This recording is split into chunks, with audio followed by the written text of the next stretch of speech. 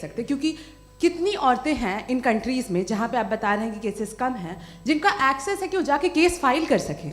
कितनी औरतें हैं जो जिनको काम करने की आज़ादी है उन कंट्रीज़ में। यूरोप में ये आज़ादी आ गई, यूरोप में ये रूल्स आ गए, तो हम आज उसके बारे में बात कर पा रहे हैं। जी, जवाब।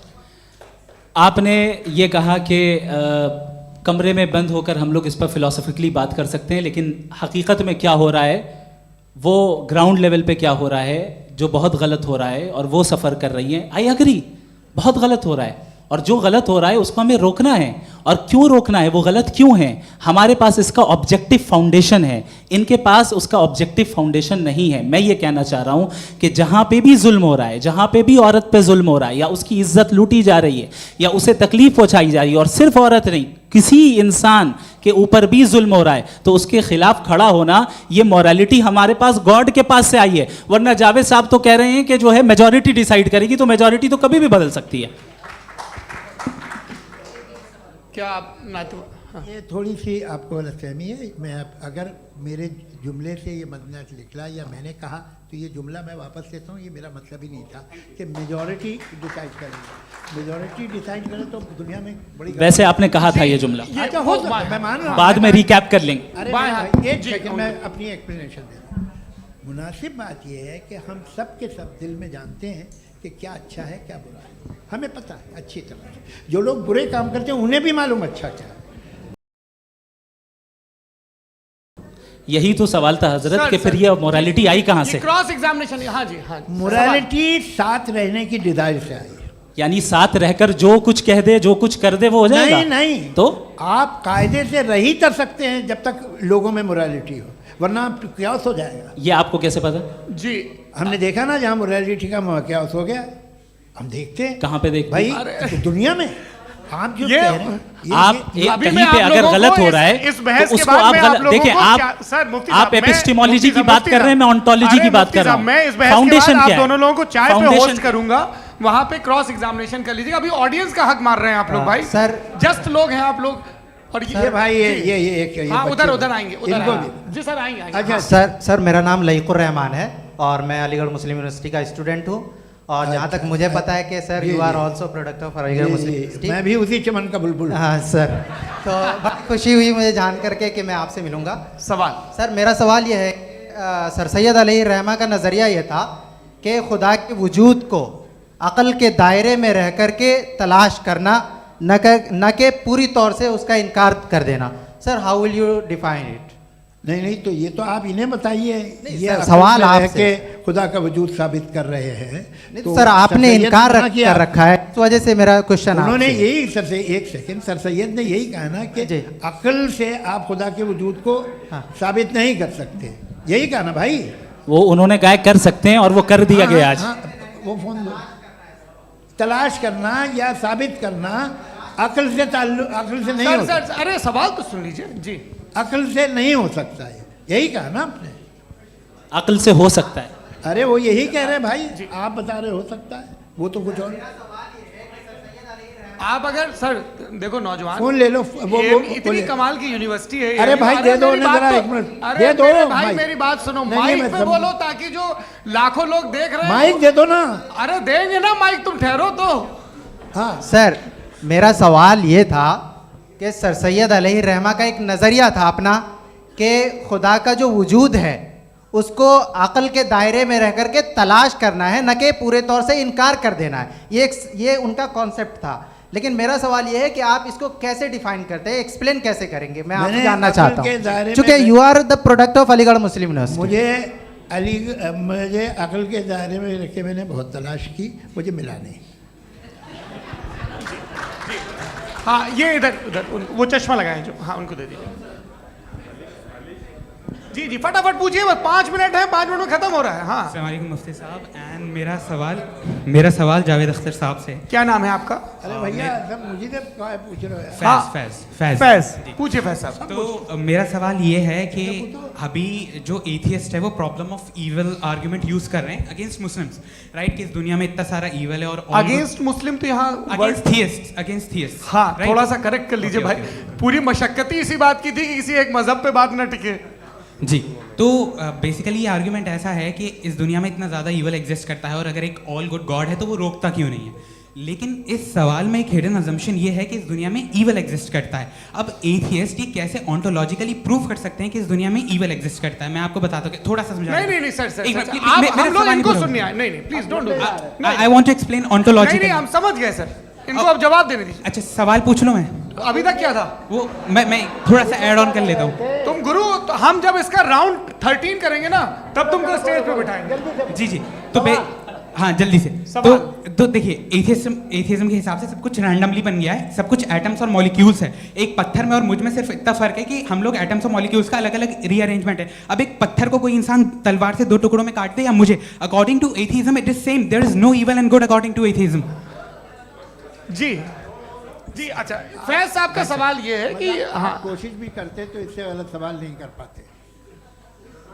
एक लाइफ फॉर्म है और लाइफ फॉर्म में फीलिंग्स हैं।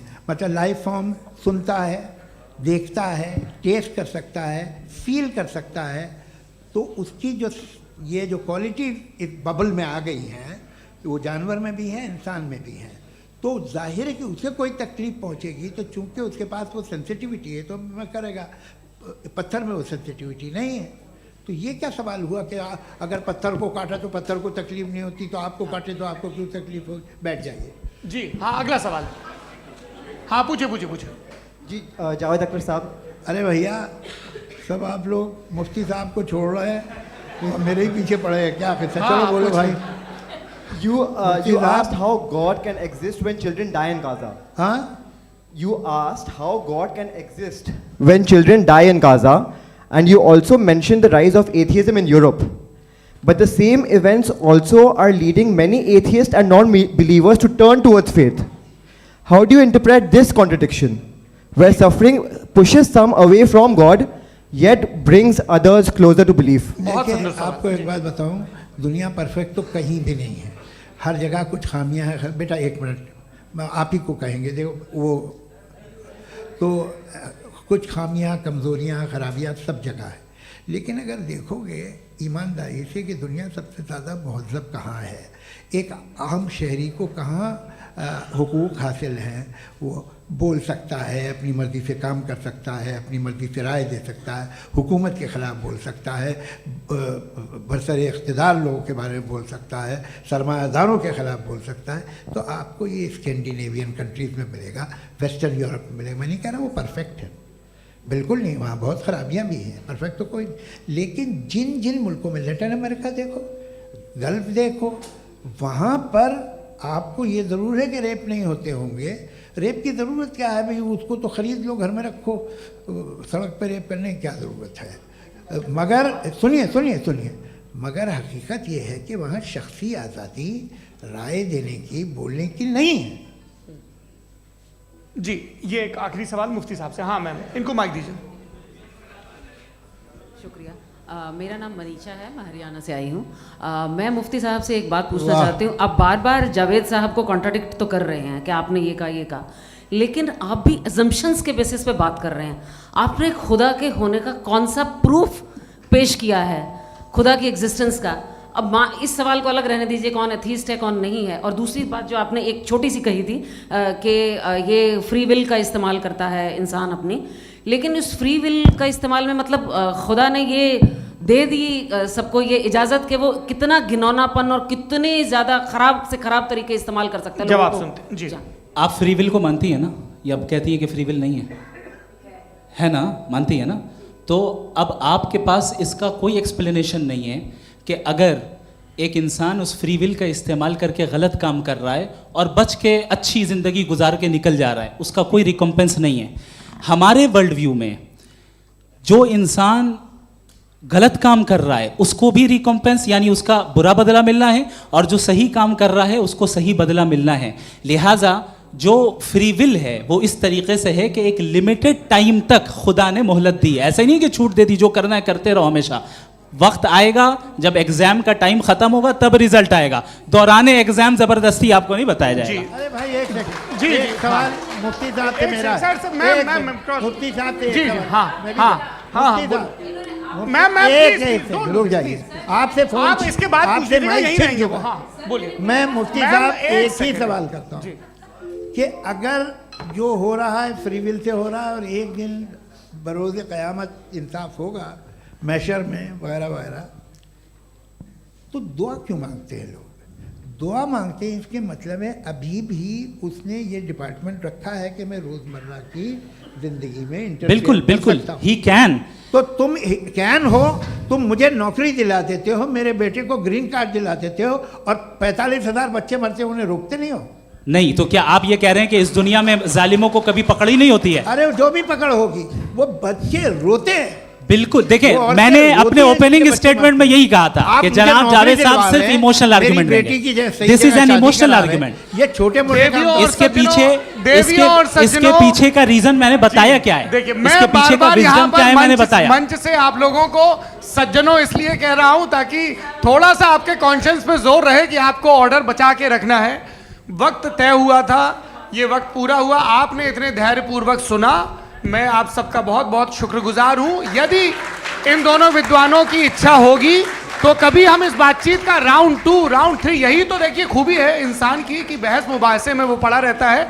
आप लोगों ने बड़े धैर्य का परिचय दिया, बहुत बहुत शुक्रिया। इसी के साथ ये बातचीत यहाँ पे अब आप समाप्त लोग को होती है। मैं एक बात बता दूं, ये सारी बहस हो गई, अब मुफ्ती साहब और बड़े मुफ्ती साहब इन साथ के साथ मैं खाना खाने वाला हूँ।